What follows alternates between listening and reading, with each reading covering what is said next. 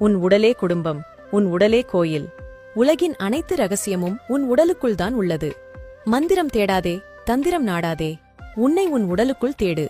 ஊர் ஊராகச் சுற்றாமல் உன் உடலைச் சுற்று. உத்தமன் என உன்னை ஊர் பாராட்டினாலும் உடல் உன்னை கைவிட்டால் பட்டம் பதவியெல்லாம் பிடி சாம்பலே. ஓடி ஓடி உழைத்து காவல் தெய்வமாய் நின்றாய் குடும்பத்துக்கு.